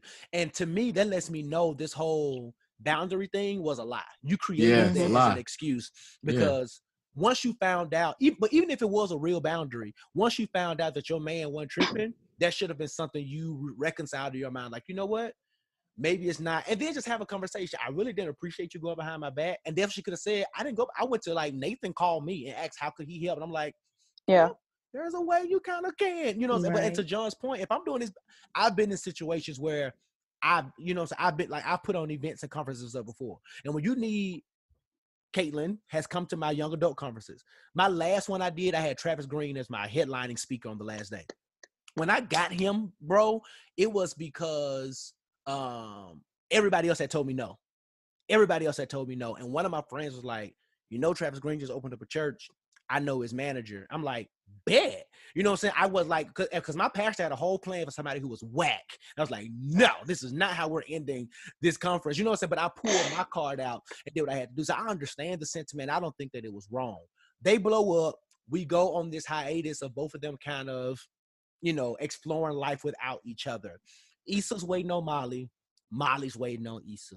We finally see that Issa breaks down and calls Molly. Do you think, Katelynn, that her calling Molly was like really her rekindling it, or was it really fueled by the fact that she's now with Lawrence and really needs a safe place to process that? She definitely needed the safe space. Nobody else knows their relationship in and out like Molly does. And that put her in a position where I'm not wrong, but I'm willing to reach out to you and extend the olive branch because I need my friend back. Mm-hmm. So whatever it takes, let's go ahead and get on the right track. Because if it wasn't for that, she would still be waiting on Molly to call and still not getting a phone call. Right, right. So John, do you think, like in that conversation or that meetup, it was clearly superficial? Like, how would you have, even if you, let's say you were the Issa, how would you have handled like the casual conversation, but never really bringing up the root? You talking about that brunch? Yeah. Oh, I was mad the entire time. I was like, are they serious? Like, I mean, I understand like you trying to warm it up a little bit, but like when you get the FaceTime, it's like you gotta cut it. Like, yeah. Hey, like, it's almost kind of like when you initially call somebody, you know you called them for a reason, and y'all do the like, yeah, how you doing? So yeah, but you know, really and y'all jump in. Yeah, exactly. Let's talk about it. You know what I'm saying? And I feel like that's if you're friends with somebody and that's real, like, bruh, stop. You know what I'm saying? Like, just kill the pretense. Like, hey, like, you know, boom, like, whoop-de-whoop, we've been off. Like, let's figure this out. Like, I feel like it was just a waste of opportunity. I was disappointed in them. So, Kaisha, did you think it was Issa's responsibility to bring it up, even though she extended the invitation, or? Because this how I'm like Issa. I hate confrontation. Like I would hate to like have that. I would just see like I feel like she was just trying to see if they could actually last through the whole brunch, and then maybe the next time they can like get down to the bottom of it. But I think she was just glad that they could like laugh and kiki or whatever. But if Molly was really that person about it, if she wanted to, Molly could have opened her mouth and be like, look, I know you called me for a reason and you want to meet up for a reason. So this is how I feel like even months before the block party. This is why I feel like you had me messed up. She could have said it. She grown. But no, that's Molly, true. But Molly, I feel like Issa could have said it too, but Issa was already in her own head as when she first called Molly the first time and she didn't answer. And Molly, when she did that little, you're selfish, like you just calling me because the little dream sequence, yeah. Yeah, the little dream, you know how to be messing with our heads. But that's the reason why I feel like Issa didn't bring it up was because she was already thinking like she probably gonna cuss me out anyway. So I don't want to get cussed out. But Katelynn, do you think it was? Here's why I'm gonna play devil's advocate. Do you think it was Molly's responsibility though? Because I know me personally, if me and John got beef, and I know that we mad at each other, I call you to brunch. Like we gonna have the little water cooler talk, but eventually I made the phone call. Hey, bro, you know what I'm saying? Yeah. Like, you know, okay, I'm glad that you're well, but this what's up. You know what I'm saying? So I'm not saying that Molly couldn't have brought it up, but at the same time, you initiated this conversation. Let's talk. Yeah, if I was Issa, I would have brought it up. Or if I was Molly, I would have brought it up. We would have had the conversation either way it goes. And if you see after the brunch, Andrew was like, oh, well, why didn't you say anything? Right. She's like, wait, what? But Issa's trying to kind of feel you out, you know, get the relationship going again. But she definitely should have saw how awkward it was. How's your nephew? Molly was so dry. And then she finally started warming up. Again, not reading the room. Like, Issa's pouring out, not in her soul, but giving a lot of details about a lot of stuff. And Molly's like, oh, they're good. Or Mexico was nice. You know what I'm saying? At that moment, like, I know at my point, all right, cool. Let's have this conversation. Then, yep, exactly. Right. Clearly, like, I'm not going to keep trying to have, like, making you laugh and be awkward and we talking about the light skin mimosas. No. And then we see how that bleeds over into when they do finally meet up. she helped Nathan. They navigated that situation. They go over there to eat. And, Molly sends the text to the wrong person. Oh, Oh my Kaisha, God. I'm going to start with you. I'm going to go Kaisha, John, Katelynn. Do you think, let's just jump straight into it, that Issa's response was a valid response to that? It was. She texted her like, I don't think this was meant for me, and I'm going to go ahead and remove myself from this situation because it's obviously something that I'm missing. Right. So I'm going to just go ahead and leave. And that's just that. But at least she texted her like, let her know like, oh, I see what you said about me. Right. Yeah. I feel like, I don't know. I don't feel like I understand why she wilded out because that's all they know how to do on this show is everybody always jump to the extreme. But just like, okay, so I'm trying to make it work. I don't feel like that was that bad. You know what I'm saying? If anything, it's an opportunity. Yeah, if anything, it's an opportunity to like have the conversation, like to be like, now, should we step outside? Should we hash it out? Absolutely. But do I storm out and say like, you fake or whatever it is? Like, I don't feel that way personally. Andrew had to make her entertain. And, she's like, look, Daddy, did I do good? Like, that's how I took the text. And I would have been extremely offended and I would have left. See, no, so I see both sides. I see Kayla, but I agree with John. Because if we're beefing, and because the one thing I was 100% on Molly's side about, now the end of that episode pissed me off because Molly threw all of her maturity out the window. Yep, she did.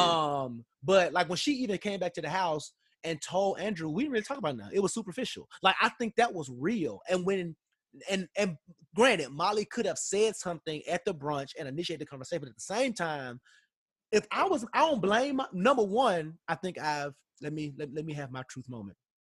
I've been Molly.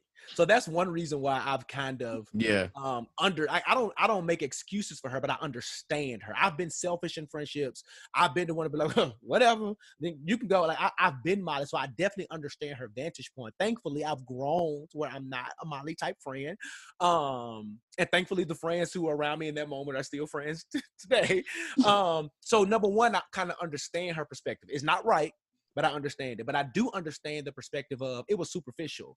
And to her text, to like John's point, I really am trying. She's trying. Because as much as we did have a good brunch, like if you weren't helping Nathan move, we would not be sitting right here having dinner.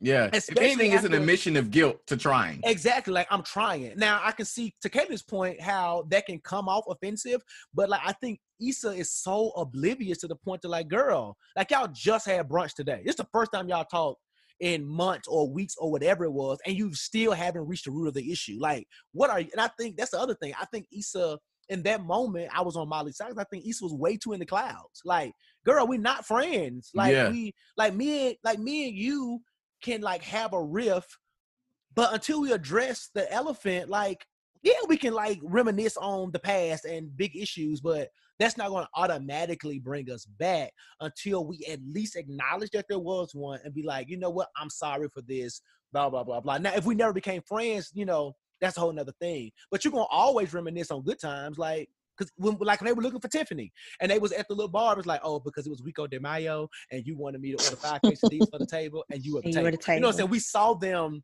like, even in their moment, they had cut each other off. Now, where Molly made me angry was where she was trying to beg or try to petition Issa to beg for her forgiveness. Yeah. And because when Issa was like, okay, Molly was like, okay, like, what do you expect me to say?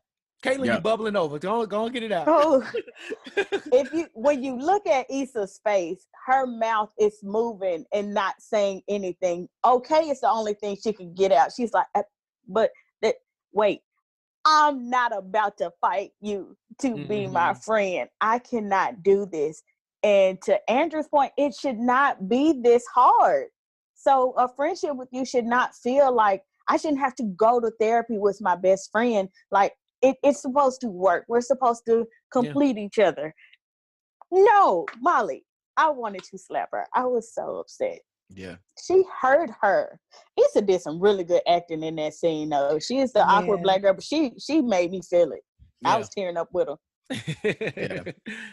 And I do, like I said earlier, like I feel like, yeah, if you make, there is always, a lot of times in friendships and in, in those things, like there's a friend who jumps to the conclusionary statement, well, maybe we just aren't supposed to be friends anymore. Maybe we just don't need to be together anymore. Yep. Whatever it is, to get the other person to react a certain type of way, to get them to do whatever, and I think that if it wasn't that, then like it was her job to clean it up. It's like, well, what I really mean, you know what I'm saying? But when she didn't beg, you know what I'm saying? When she didn't beg, she was like, oh, well, she was offended, like, okay. Right.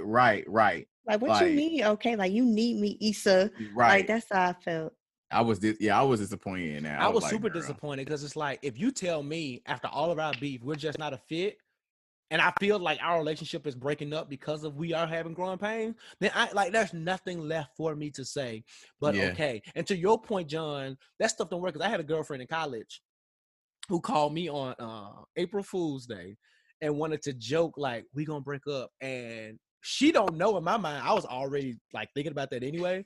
And when she said, I was like, cool. And she was like, cool. Right. And I'm like, right. She said, it was just an April Fool's joke. And my friend was like, what if he say okay? And I'm like, girl, he ain't gonna say okay.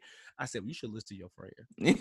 And I'm like, and I don't want to be harsh, but like, don't play like that. Because one, I could have gave you what I just gave you, or I could have went on the deep end. Then I would have been extra pissed if I found out you were just playing. So I said all of that to say, like, you can't bait people into, because you never know what they're feeling. Exactly. You never know how they're going to react. And I think in that moment, Molly was expecting something that Issa just no longer had the capacity. Exactly. Yep. She underestimated. She thought she was going to get old Issa or something. I don't know what she thought she was going to get. And that's the point. They've been missing each other's growth. Yep. So they don't know, like, this ain't Issa, you know what I'm saying, from the old apartment in the Dunes. Like, this is a brand new Issa. You know what I'm saying? So we had that moment. We think they're done forever. Whatever. We get to the finale, and I've always thought, I thought we were going to see Tiffany's postpartum play out in a different way. I knew it was going to be a part of the storyline. I just didn't think it was going to be this, but it was her postpartum and her disappearing that really brought them together. The whole episode, they were getting nuggets from each other, and from other people about how they need to reconcile. Because their relationship was so fragile, do you think it was necessary for outside tragedy to bring them back together? Or was that just like circumstance? That's what they needed. They needed a push. Okay. Yeah. I feel like sometimes, I feel like it's sometimes in real life, I feel like a lot of stuff does happen that way. Yeah. Like in friendship, like I need something, and it's like, who, you know what I'm saying, who you need to talk to or who to call or whatever it is. So last question. Well, second to last question. I'm gonna give this second to last question to Kaisha, and I want everybody to wrap up with a final question. Kaisha, would you have answered the call when Molly called after all of that? Considering the day they just had looking for Tiffany, would you have answered? You guys, I'm still growing, okay? And I'm really extremely petty. All right? Let's just say that. My petty self probably be like, if that be, like, skip her. I'm not talking to her right now. I'll talk to her, but I feel like talking to her. That's how I be handling situations. Like I said, I'm still growing. But no. But you Issa, right? She showed up. I do have I'm not Issa, I just said Issa. I love her. I strive to be as forgiving as her. But, I probably would never answer the phone call. Bet. So, I want to appreciate all y'all for joining me in the living room. But before we completely wrap up the conversation, I want to do two things. I'm going to go Katelynn, Kaisha, John. All right. So one, what are your closing thoughts about Issa and Molly? Are you team Issa? Are you team Molly? You may not even have a team. That's number one. And number two, any predict, because we saw at the end of the episode, they ended the conversation like they were actually talking, like they were talking about it this time. Right. So do you have any predictions going into season 5, what their relationship could or could not look like? Still team Issa. Okay, that's fair. My prediction is they're going to get it all out, because at this point they are both going through separation of guys, so they need each other. Mm-hmm. So they're going to rekindle, but they need to have a serious long very, very open conversation. That's fair. Okay. Kaisha? Mhm. Yep. Obviously, I'm Team Issa, always and forever. But I think that they'll be friends next season, but it has to I feel like they have to legit have boundaries this time because Yeah. y'all really was going for the throat. Like at the block party, y'all said everything y'all been wanting to say and I was think about that to was really fight. rude. Yeah, y'all was really about to fight. So it's gonna have to be like legit boundaries in the next upcoming season. Yeah. Yeah, I'm team either one of them. I want to see both of them grow and just be better people. Like I don't want to see them like I really hope Molly does the work, and I hope that Issa can help her be accountable there. And yeah, I just really want to see them both grow. And I think they will be friends next season.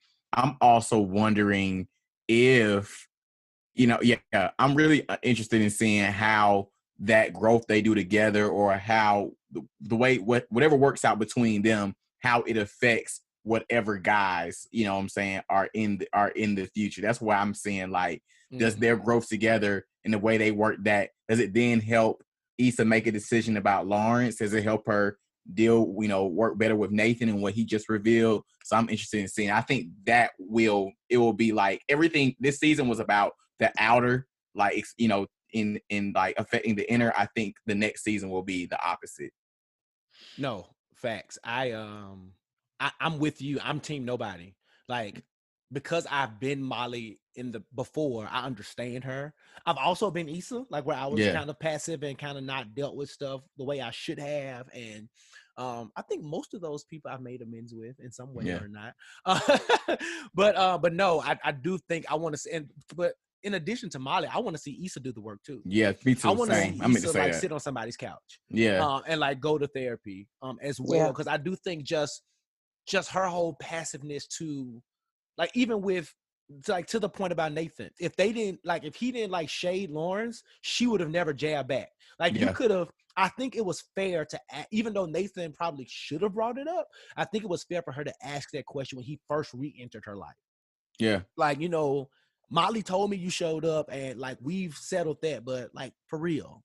Yep. She got to do a better job. You know what I'm saying? So I think like there's some work she needs to do too. What I'm most interested in is, you said something that triggered this thought, John, about how they deal with whatever man or lack of a man. I want to see how Molly always saying Issa loves Miss, how she tries to reconcile this friendship, but also seeing the messiness of this thing with Lawrence. But here's the other key though. Did Lawrence and Issa survive? Because we don't know what that final conversation, what the conclusion there was. We saw her roll up one and smoke on the balcony. So they low-key could have both broke up with their boyfriends. So it could be a theme to where Molly doesn't categorize Issa as messy because she ain't in it. But if Issa goes back, I don't think this is the end of Issa and Lawrence. And that's where I'm thinking Molly may rise up to old Molly. But how does she handle that? You know what I'm saying? Yeah, how does she work? Yeah, what does she do? And then how does Issa even handle like blaming the relationship on Andrew? Because as much as Molly was the issue, Andrew, I think, waited too long to have that conversation. Like when you wait till you fed up, inevitably that's likely the end. You know what I'm saying? So I think if you wanted to, because he asked her a question like, what are you fighting for? And I think my petty response would have been was, what have you been fighting for the whole time? Like, why are you just now giving up? Like, you know what I'm saying? Like, I think that was a conversation that was worth going into as well, because if you're willing to give up, then why aren't you fighting? Or like, why didn't we have, I think it could be a whole thing. But again, thank y'all. I think this has been dope. This has been a long living room conversation. But I think it was necessary. And I think we explored like some real honest dynamics about just Black millennial life and love and friendships and relationships and stuff that we don't often like to talk about and process for real. And so I think it was necessary. So I appreciate all of y'all. I got to get all of y'all back in the living room. Shoot, season 5 recap. Let's already put it on the calendar a year and a half. So John, Kaisha, Katelynn, let the people know how they can follow you. If you got anything going on, let them know. You can follow me on Twitter and Instagram at Poet John Wood. So you can see my poems. I'm talking about Black life, all the things that's going on right now. Stained Glass Apparel is my website at Stained Glass ATL on Instagram. Unlike John and probably Katelynn and Joshua, I suck at social media. So I would even recommend y'all to follow me because I don't be on there. She don't. I don't. You want to talk to Kaisha? Take reach out to me. Yeah. I have Instagram and Facebook. I am taking a little break from social media to focus on the Lord. Yes. But Joshua will tag me in this here podcast. I will. And I'm gonna put everybody's handles in the episode notes. So again, thank y'all for coming through in the virtual living room. We're gonna move on to our next segment that we like to call "I Am My Brother's Keeper," but we got a woman going into the segment with me this time. So it is "I Am My Brothers and Sisters Keeper." Let's go, y'all. Woosah! All right. So y'all, we are here for another episode or segment rather of I Am My Brother and Sisters Keeper. I hope y'all enjoyed that amazing living room conversation, but I let somebody stay in the living room with me on the virtual couch. My girl Katelynn is still here, and she's going to let us know what she's doing for self-care this weekend. What you got going on? So for this weekend, I'm actually celebrating my dad in a magnanimous way. Come on. I love to cook, so I'm cooking a whole spread for brunch as well as Father's Day dinner. And then I'm just going to take some time to journal and reflect over just everything that's going on in the United States right now. A task. You know what? You said something amazing.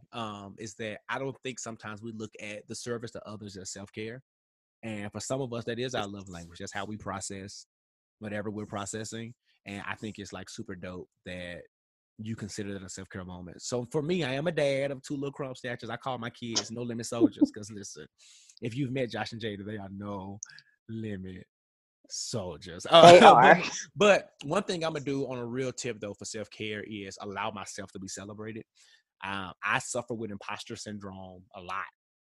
And a lot of my friends get on me, Josh, you're this, you're this, you're that. But sometimes I just don't feel worthy for what the celebration of things that I'm getting. And oftentimes it translates even to like birthdays and things like that. So I am going to release that anxiety and allow myself to be celebrated. I've already told my wife what I want for dinner. I want some Houston so she can go get, take that out and bring it to the house. And I told her exactly what I wanted as a gift. Quarantine got me working out a lot more, so I want more workout clothes.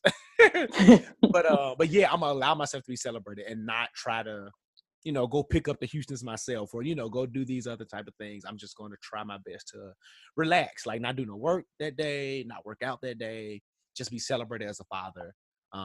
And to all my other fathers that's out there, I probably said this earlier in the episode, but happy Father's Day. If I didn't say it already, allow yourself to be celebrated too, brothers. So thanks, Kate, again for joining me in the virtual living room. I love the conversation. We got to get you back to really just talk about self-care in general. I know that's a passion point for both of us. Yeah, of course. Yeah, I'm gonna bring you back in the living room. We're gonna have a conversation. But yeah, let's get ready to wrap this thing up. It's been a long episode. So yes, it has. I'm gonna keep my rant short, but let's go into our final segment, a greater conversation. Let me talk! Let me talk! Didn't I tell y'all that the conversation was going to be good? Like, I know it was a little long. But I told y'all the conversation was going to be good. John Wood, friend of the podcast, my cousin Kaisha, childhood friend and current really great friend Katelynn was on here. We just had some really good conversation. So it was long and I apologize, but I feel like it was worth it, y'all. And as much as I love Insecure, we had to talk about it. There was a lot of things to discuss. So a greater conversation. We are here. Y'all know I'm a rant. I'm gonna keep it short because I've held. I think that's the theme for today. Trying to keep it short. Make a long story less long. The conversation that I just want to have today is really for us, right? I'm not going to so much rant, but for us Black people and allies and accomplices who claim to support us, The conversation that I want to have to end this thing is for us to keep pushing. I know I kind of talked about it in the beginning when I shouted out the march, but I do not want us to become lackadaisical. I want us to keep having conversations. I want us to keep marching. I want us to keep making phone calls.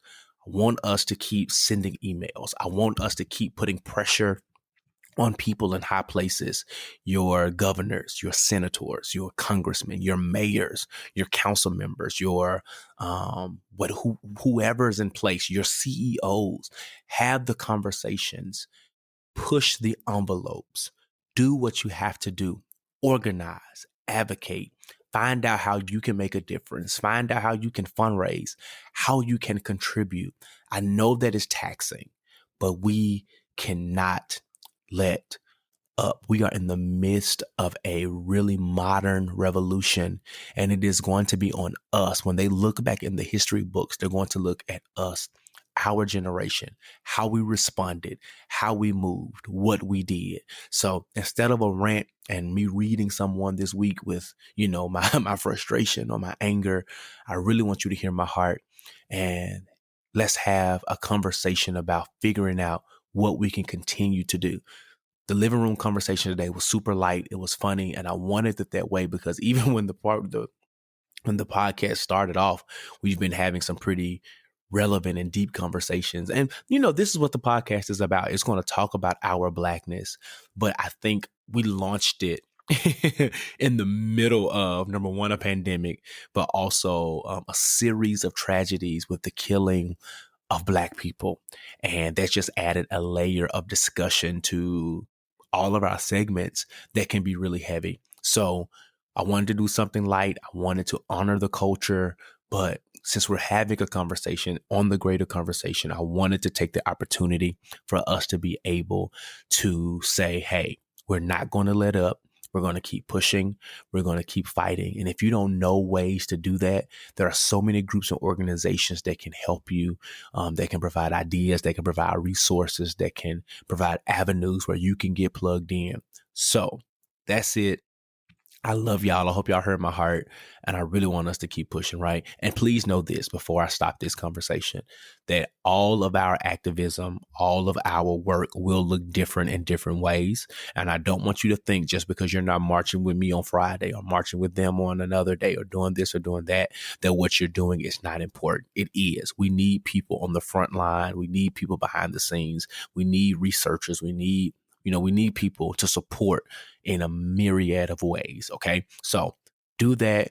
I love y'all, my Jigsaw family, my puzzle pieces. I don't know what we're going to call ourselves yet, but I love y'all. So that's the podcast for this week. I hope you enjoyed it. What's going on with me? Yeah. The rally. This weekend, this Friday, you can find me there in Atlanta, Georgia, downtown at 3:30 p.m. We're going to get started promptly in Hurt Park, and we're going to go to City Hall. We're going to be having speakers, and your boys are actually going to be one of the speakers. So join me there along with some other amazing people and singers and influencers and business people who are going to be there. It's going to be a dope time. I also will be speaking on a panel Friday night. So Friday's super busy for me, talking about the trauma and dealing with all that's going on and how we're dealing with it as a Black community. So join me. Go to my Instagram at I am Josh Rogers. I've posted about it. I can't remember all the details of the links, but it's posted there, so you can find me there. And yeah, it's just going to be a busy weekend. It's Father's Day, so happy Father's Day again to all of my brothers, all of the fathers who are out there. I think the greater conversation, the rant I could have had was to single moms who try to take over Father's Day and say that, but I'm not going to go into that. But anyway, shout out to all of the fathers who are out there doing their thing, and the father figures, the uncles, the grandpas. Man, we see you. We appreciate the work that you're doing to hold down your family and to be an example. I love y'all, and I'm so grateful for y'all rocking with me. But we're going to wrap this thing up. Be sure to email the podcast at thejigsawpodcast@gmail.com if you have questions or comments or concerns and you want to ask them or you think I can provide some type of advice. Sure, we'll do it. We'll read your question right here on the show and provide you an answer. Be sure to subscribe to the podcast, leave a comment and 5 stars. If you don't want to leave 5 stars, then don't leave a rating at all. But make sure you do that, and you can follow us as well at the Jigsaw Podcast on Instagram. And as always, do what you can while you can, the best way that you can, but don't you ever get caught with your work undone. I love y'all. Until next time.